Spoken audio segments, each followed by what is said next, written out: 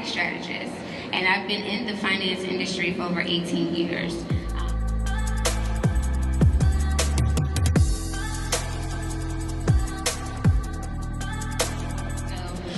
As a solopreneur, right, or someone who's an entrepreneur. Hello, Five Family. Welcome to another episode of the Tax Takeover. I'm super excited about this episode because I have a special guest, and I know that I warmed you up a little bit with our talks about how to transfer your assets to your family members, right, in a tax advantageous way. So I wanted to have a guest on that specializes in what we call estate planning. So tonight we're going to be talking about the power of estate planning. And so I brought on attorney Shannon Wilson, and she's going to be the subject matter expert for tonight. So I want you to get your pens, get your paper ready, because you're going to have a lot of information, good content to take notes down, and make sure that you also drop your questions in the comment section, and we'll be sure to address those questions along the way. All right. So again, welcome to another episode of Tax Takeover. You already know what it's about. I am your host, Samara Andrews. For those who are joining us for the first time, I am your resident tax strategist for the duration of the show. And again, this is where we talk about all things tax planning, right? So we have a model here on the Tax Takeover. We don't just wait until we are wealthy to start tax planning, but rather use tax planning as a tool to build wealth, right? So that's why I come before you every week sharing these tax tips and strategies. Got tongue-tied there. Sharing these tax tips and strategies so that you can do tax planning the right way, right? So as an enrolled agent with the Internal Revenue Service, we are deemed as the subject matter experts when it comes to the tax code. And so we leverage that tax code to help our clients tax plan and save more of their hard-earned money. That's what the Tax Takeover is all about, right? So without further ado, let's get this show started. Tonight, we're going to be talking about the power of estate planning. And since I am not an estate attorney, I thought that I would lean on a special guest to be the subject matter expert for tonight. So again, get out your pens and paper because you're definitely going to want to jot down a lot of the tidbits that I know Attorney Wilson is going to be sharing with us tonight. So let's welcome Attorney Wilson to the stage. Hello, how are you, Shannon? Hi. I'm great. Thank you for having me. Yes, I'm so glad and so excited for you to be here. And the people are excited too. They were asking me questions last week, and I was like, that's not me. I'm going to have an attorney on the show. Y'all save y'all questions for her. Right. That's why we work well together. We stay in our lanes. That's it. I stay in my lane. Absolutely. So before we move in and jump right into it, can you please introduce yourself to the Five Finance family? Sure. My name is Shannon Wilson, and I am an estate planning attorney here in the Metro Atlanta area. I help individuals enhance their communities, enhance their families by providing them with custom estate planning. I love it.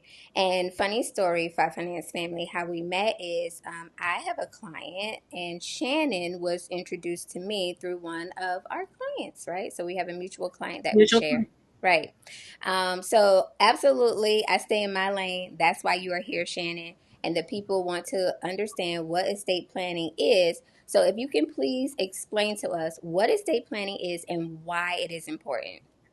Absolutely. So basically, estate planning is like chess. I don't play chess, but I do know that it's a game of strategy. And in order to plan, you have to be strategic about it. There's a phrase I love to say: when you neglect to plan, you plan to neglect. So when we engage in estate planning, we are planning to help those who we leave behind, help those who may have to pick up pieces when we're incapacitated. So it is planning for the possibility of becoming incapacitated and having all of the proper legal documents in place for that possibility. And then planning for the certainty of death and having all of the documents in place that go with what happens when a person passes away. And I feel like for a lot of us, that's probably why we push it off, right? Nobody wants to think about like planning for your death. There's no way to. It's going to happen to all of us. Just none of us know the day nor the hour. But You're right. Many people are ultra superstitious And they Mhm. think if I start planning today, I'm going to die tomorrow. Right, exactly. So we are here to debunk that myth, y'all. Okay. So I'm glad that you were able to explain to us like what it is and why it's important. So could you elaborate a little bit on some of the tools or some of the strategies that you use when you are estate planning? Absolutely. So part of it depends on age. And when I say age, that is because everyone, I do mean everyone, from the time they turn 18 should have some semblance of an estate plan in place. Why? Because 18 is the operative age where mom, dad, guardian can no longer speak for you, can no longer manage your finances, can no longer speak for you medically. They really legally no longer can represent you unless you give them the authority to do so. The only way Mm. to do that is via the documents that go into estate planning. Oh, wow. So it varies from, an 18-year-old is going to have one set of circumstances and assets. A 30 something year old is going to have another set. That 60, 70 person is going to have another set. And so it is something that adapts with you. It changes with you. It can be edited over the course of time as long as you are of sound mind. And it often is, right? We go through different ages and stages in life, and your state plan should be convertible with you through those ages and stages. Now, see, that's a key word, right? Convertible. Mhm. So, the estate planning itself you can change, but are there some tools that you use that may not be able to change with you? And is that important to understand when you're doing your estate planning? Yeah. So the tools that go into estate planning are the documents themselves. Right. Right? And as long as those documents, when they're put in place, they are going to have a regular semblance of you. Okay. But the editing of those documents over the course of time is what will edit and change. Right. Okay. I tell people all the time estate planning is not a one and done thing. Okay. Good to It's a know. process. Right. It is a process. So Right. 18-year-old me has nothing. But I Right. know if something happens to me, mom and dad have to be able to speak for me. So my documents are going to look one way, Right.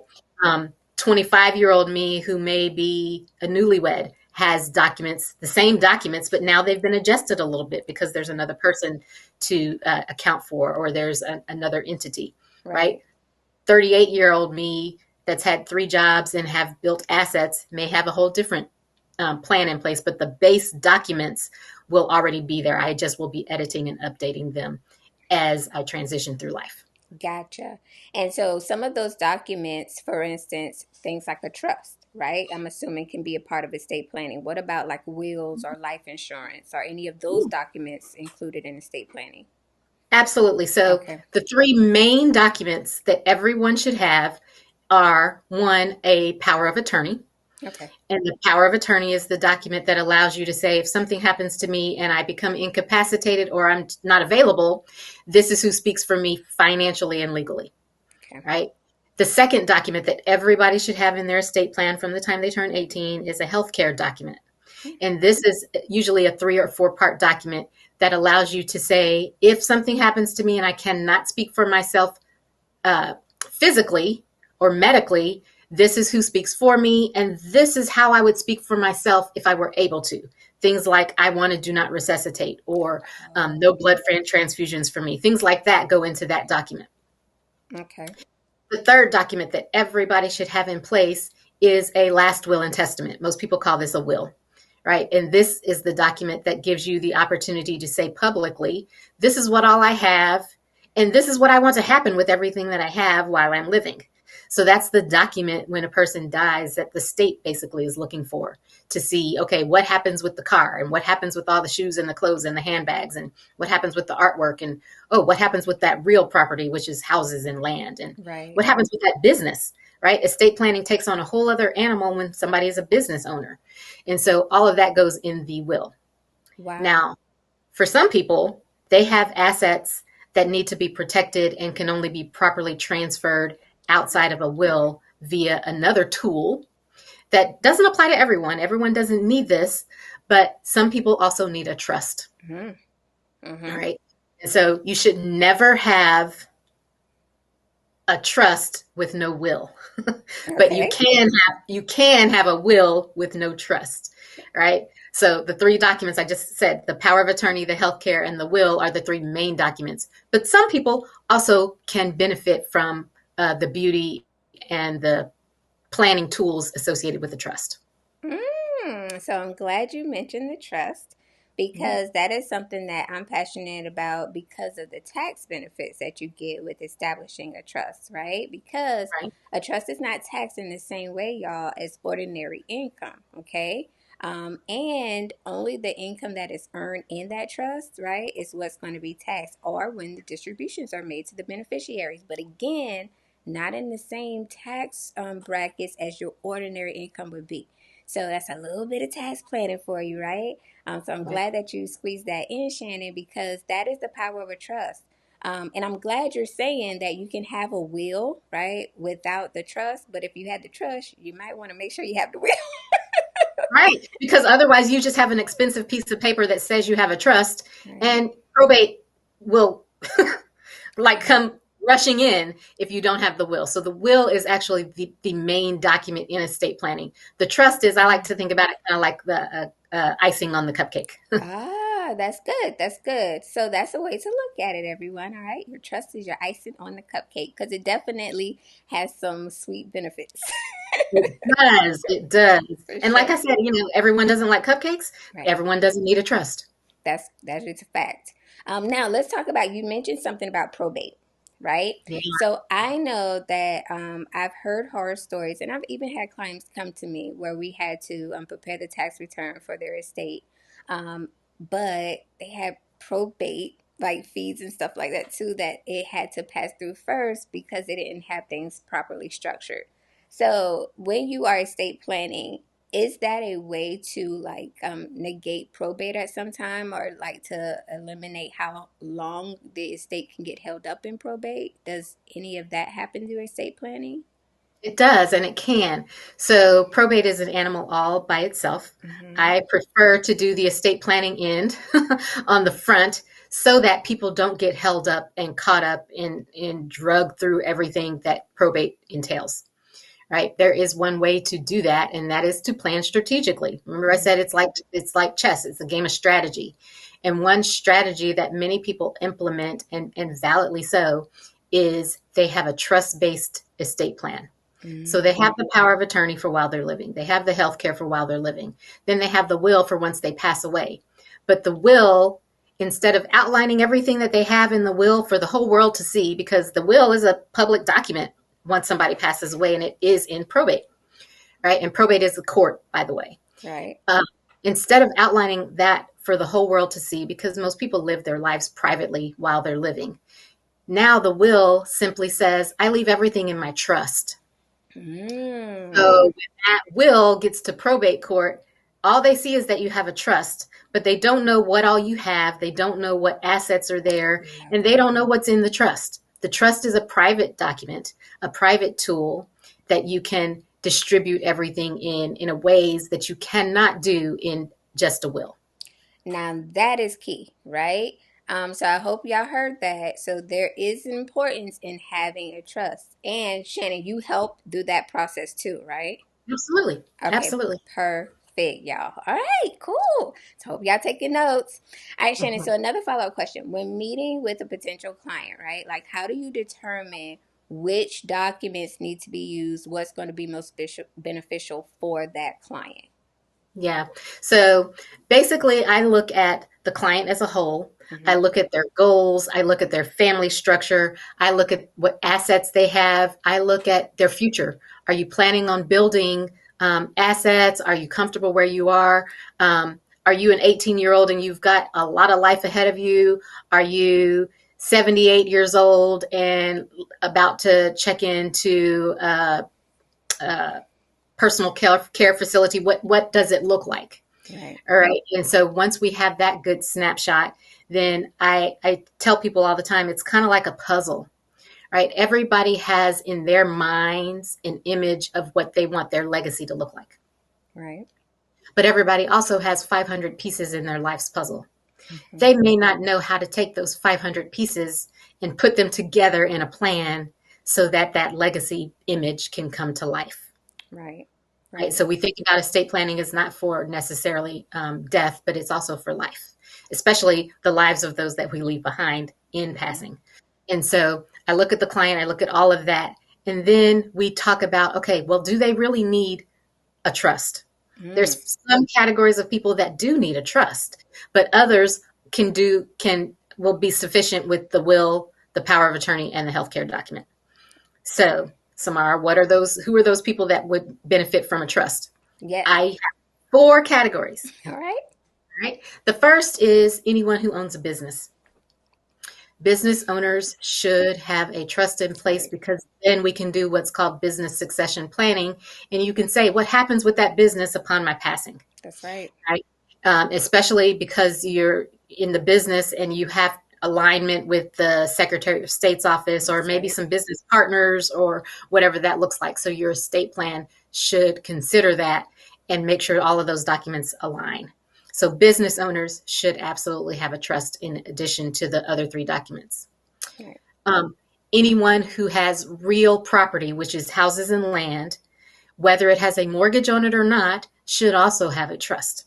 Why? Because real property, especially here in Georgia, real property cannot transfer outside of probate unless you do it in a manner that is, let's just say, less than above board, Mm-hmm. right? And so the only way to do that is to transfer it ahead of time. And so most people, the benefit of having that trust is now you can put the trust name on that deed, and that real property doesn't have to go through probate.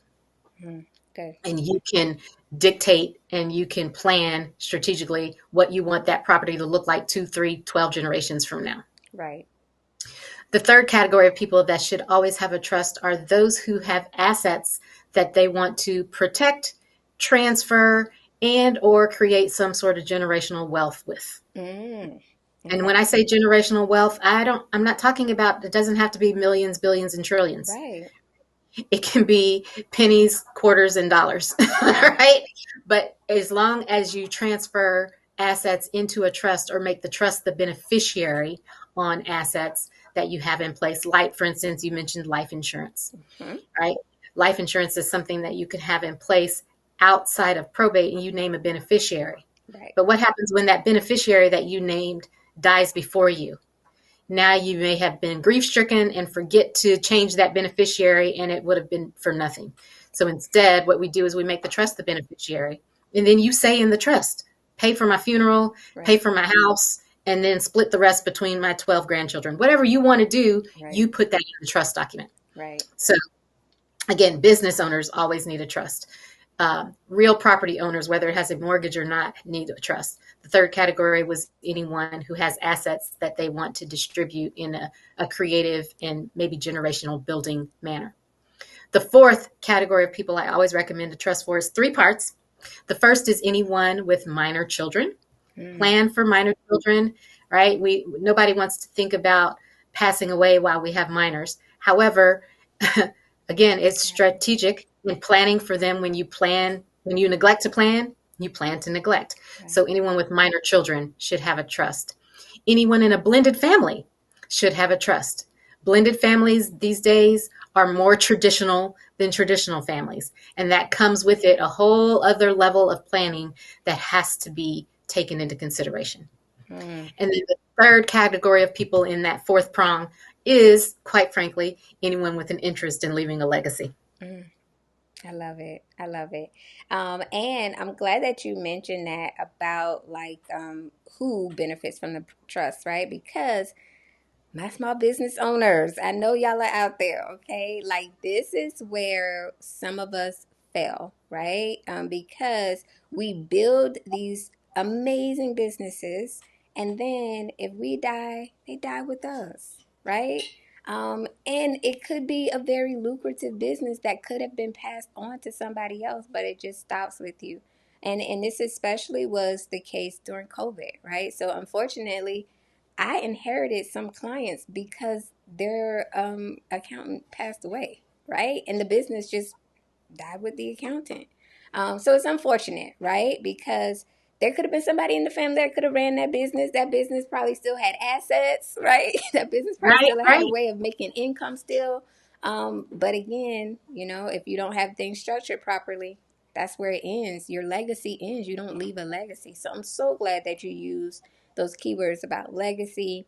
I'm so glad that you said, hey, you don't have to be a millionaire to think that you need a trust. Like these are the assets that you have in place. So protect your assets. That's what it sounds like it's about, right? It's about Yes, protecting that asset, right? And absolutely. your business is not your baby, y'all. It's an asset. Okay.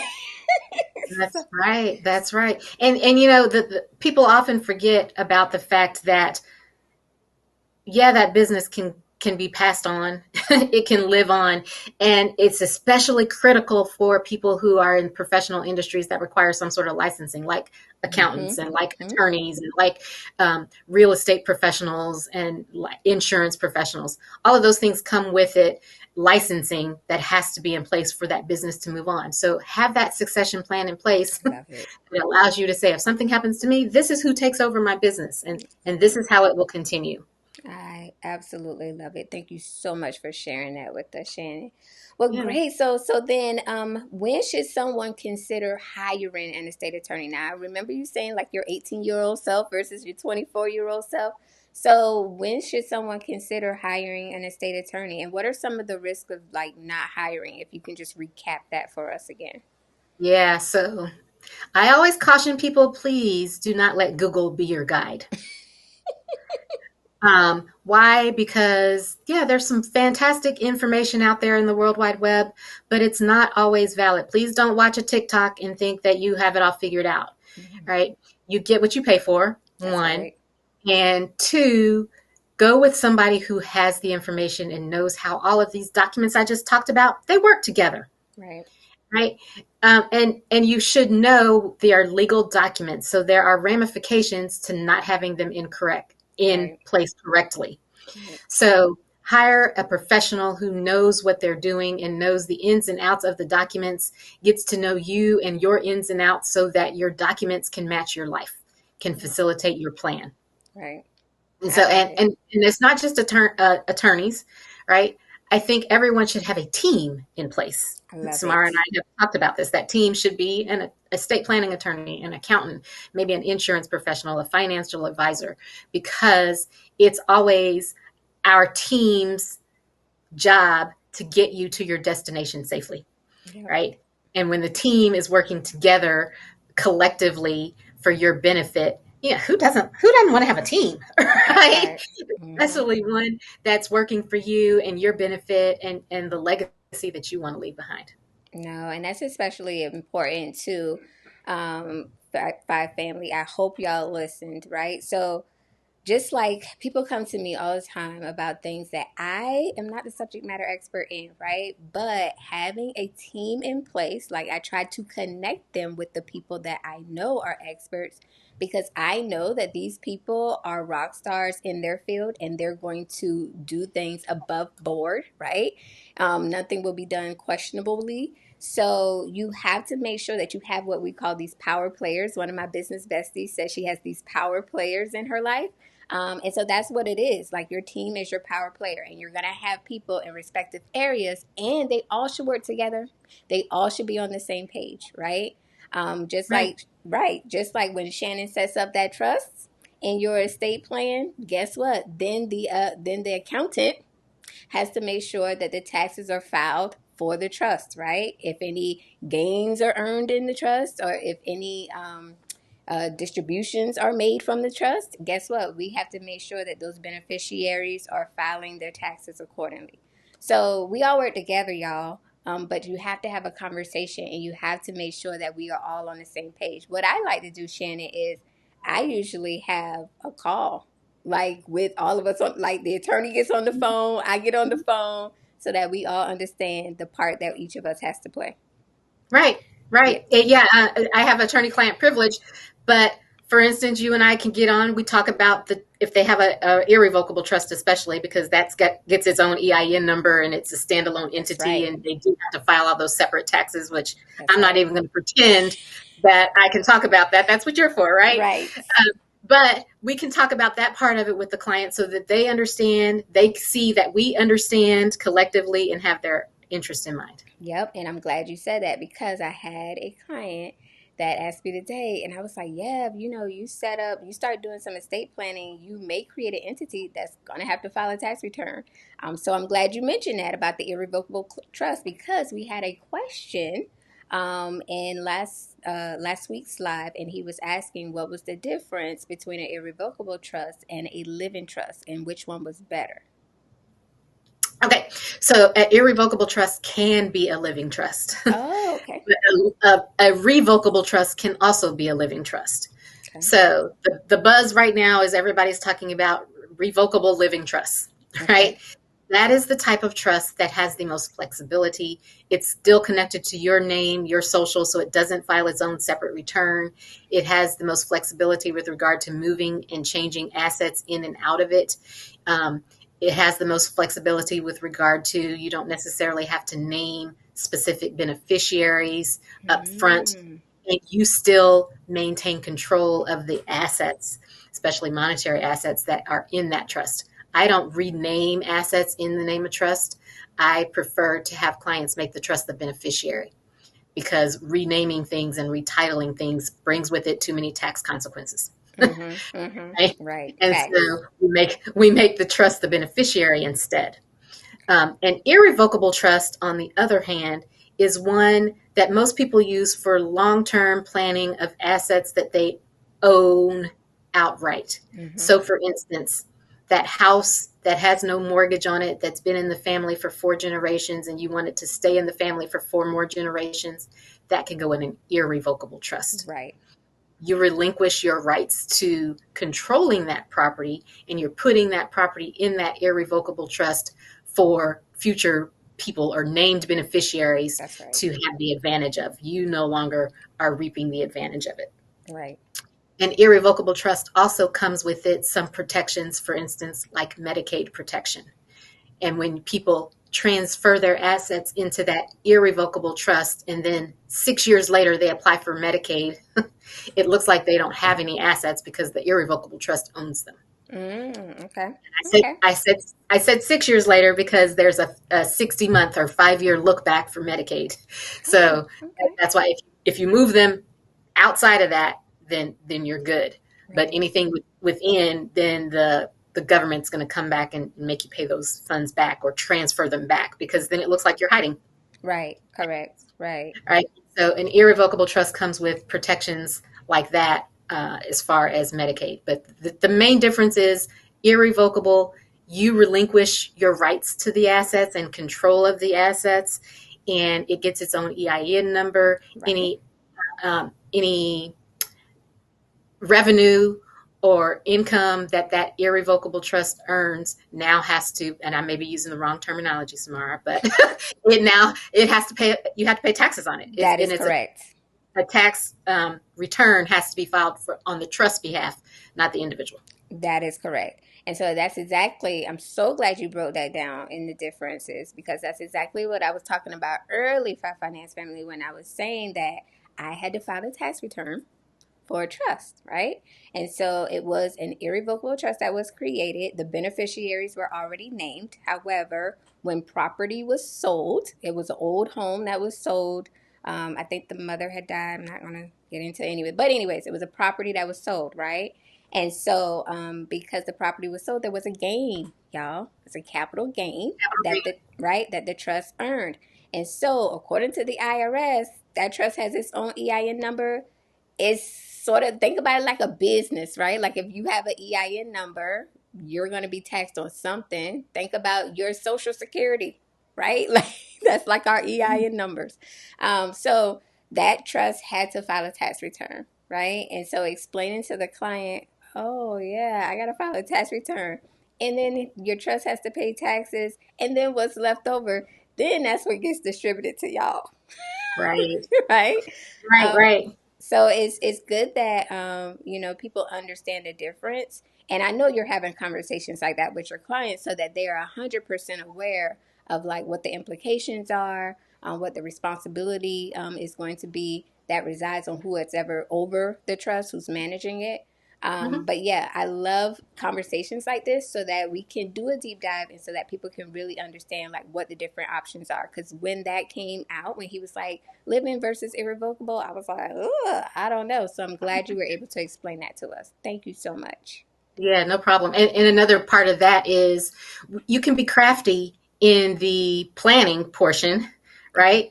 So, for instance, say that family, we'll just go with the family that you were just talking about. Mm-hmm. Maybe, maybe it was the intent that the home never be sold and Mm, that it stay in the family forever, right? mm, Well, there would have been no tax implications associated with that. right. Or there's also that capital gains in selling it within a certain amount of time Mm-hmm. after receiving it. Again, that's your lane, but I Mm-hmm. know it exists. So I Right. have those discussions with clients. Okay, is it your intent that this home never be sold, or do you want them to sell it right out of the gate? If you do, maybe not transferring it the way you want to do it is Right. the best way to do it. So absolutely, that's just another example of where the tax planning lane and the estate planning lane have to be working side by side. That's right. That's the beauty of making sure your power players are all at the table at the same time so that we can have these conversations so that you as the taxpayer can be informed.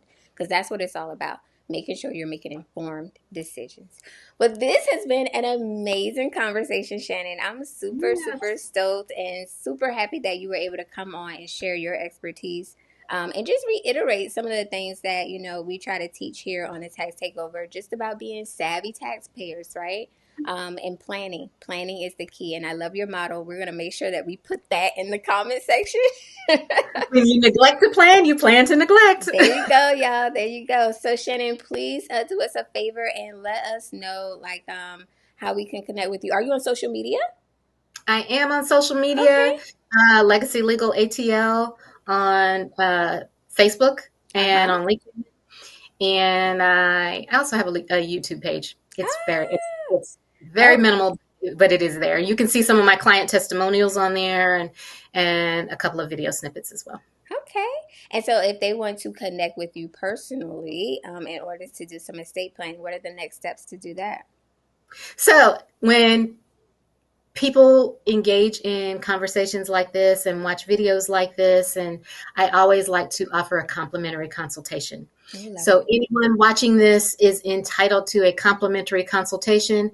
Contact me, let me know that you saw me on Samara's page, and I will absolutely set you up with that consultation. I can be emailed at Shannon, SHANNON, at legacylegalatl.com, or you can give me a call, 678-278-5463. Again, that's 678-278-5463. I absolutely love it, y'all. And we shared that slide, and we'll be sure to make sure that we reshare that information again. Thank you so much, Shannon. This has been amazing. I hope you enjoyed it. Did I always do. It's always my pleasure to divulge information because people just don't know what they don't know. Correct. That is key. And knowledge is power, and especially if it's like good sound, right? Information. Cuz like you Right. said, it's a lot of people out here on TikTok, honey, just TikToking the lies all Right. Yeah. Exactly. Yeah. Exactly. Well, wait backstage for us, Shannon. I'm going to wrap things up and say goodbye, but I will join you in one moment. Okay? All right. Thanks for having me. Yes. Bye bye. All right, Five Family. So there you have it. I know it's been a while since I had a guest on the show. So I hope that you enjoyed this conversation.